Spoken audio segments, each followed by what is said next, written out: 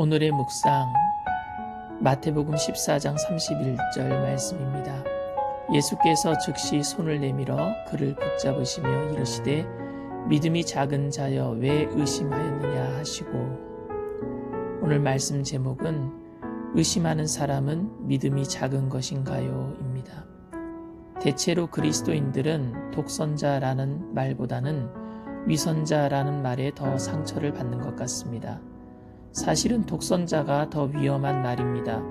독선자는 거짓말을 하면서 자기가 거짓말을 하고 있는지 모르는 사람이고, 위선자는 거짓말을 알면서 하는 사람입니다.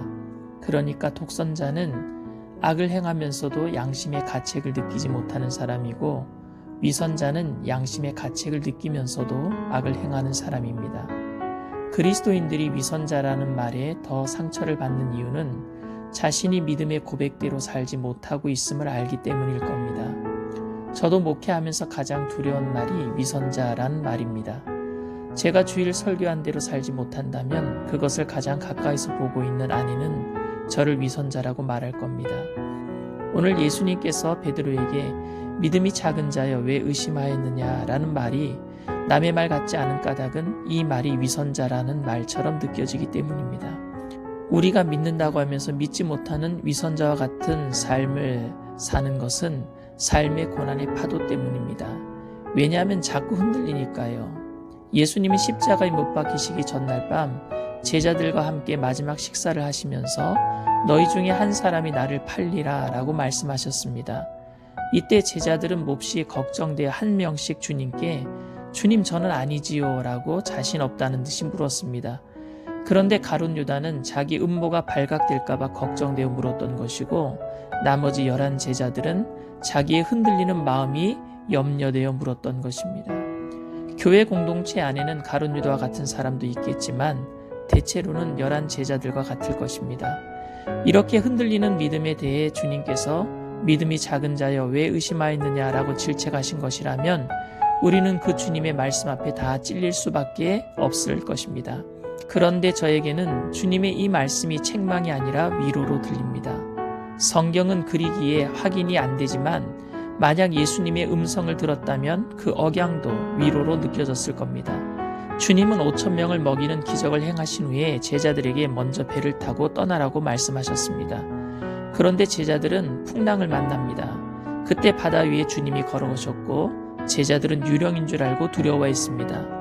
두려워하는 제자들에게 예수님은 자신을 밝히셨고, 그때 베드로는 주여 만일 주님이시거든 나를 명하사 물 위로 걸어오라 하소서라고 했던 것입니다. 저는 11 제자들은 그분이 주님이심을 믿었는데 베드로만 믿을 수 없어서 확인하기 위해서 원했던 것이 아니라고 생각합니다. 베드로가 그렇게 말한 것은 믿음의 문제가 아니라 그 베드로의 성격 기질의 문제인 것 같습니다. 베드로는 주님이신지 확인하기 위해 물로 뛰어든 것이 아니라 성격이 급해서 뛰어든 것일 겁니다. 베드로가 무슨 생각에서 물 위를 걷게 해달라고 했는지, 무슨 생각으로 배 밖으로 나왔는지 모르겠습니다. 그런데 정신을 차리고 나니 넘실거리는 파도가 보였습니다. 그리고 순식간에 물속에 빠지고 말았습니다. 주님은 그를 건지면서 믿음이 작은 자여 왜 의심하였느냐라고 말씀하신 것입니다. 주님은 베드로가 씩씩하게 물 위를 걸으면서 주님의 손을 잡고 배로 돌아오기를 기대하신 것은 아닐 겁니다. 이 사건을 계기로 다음부터는 베드로가 배를 타지 않고도 물 위를 걷게 될 것을 기대하시지도 않으셨을 겁니다. 아니면 다른 제자들처럼 가만히 있으면 중간이라도 간다는 진리를 가르쳐 주려고 하신 것도 아니실 겁니다. 아무튼 베드로는 실패와 망신을 통해 예수님의 주 되심을 별나게 경험했습니다. 저는 이 사건이 우리의 믿음을 촉구하는 사건이 아니라고 생각합니다. 이 사건은 오히려 주님의 위대하심을 보여주는 사건입니다. 이 사건은 어떤 시련이 와도 절대로 흔들리지 않는 통일된 마음의 자세를 요구하는 사건이 아니라 넘어질 수밖에 없는 힘든 삶의 여정에서 예수님만이 구원자이시며 생명이심을 보여주는 사건입니다. 따라서 이 사건은 이런 믿음을 가져라 라고 말하는 사건이 아니라 그분이 주님이시다 라고 말하는 사건입니다. 본래 작은 믿음과 큰 믿음은 없습니다. 믿음이 작은 자라는 말은 당시 상황에서 파도를 보고 흔들리는 자라는 의미입니다. 의심하였느냐라는 말은 책망이 아니라 당시 마음의 상태를 묘사한 것입니다. 그러니까 베드로는 원래 다른 제자들보다 믿음이 작은 자라는 말이 아니라 그 상황에서 흔들렸다라는 뜻입니다. 우리는 환난 앞에 서면 하루에도 수십 번씩 흔들립니다. 그 흔들리는 순간이 믿음의 작은 상태입니다. 그러니까 믿음이 작은 사람이 따로 있는 것이 아니라 누구나 믿음이 작은 상태를 이 세상에서 경험하는 것입니다. 우리는 큰 믿음이 있으면 좋겠다고 여기지만 여지없이 자꾸 세상의 바람에 흔들림을 경험합니다. 그러면서 우리의 믿음이 작아지는 것을 경험합니다. 믿는다는 고백이 다 위선 같아 보입니다.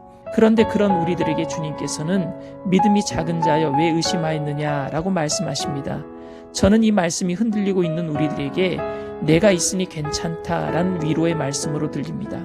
작은 파도에도 몇 번씩 다 잡았던 마음이 무너져 내리는 것 같지만 주님만이 나의 도움이시며 나의 구원이시다라는 고백만은 절대로 놓치지 않는 저와 여러분들이 되시기를 주님의 이름으로 축원드립니다. 아멘.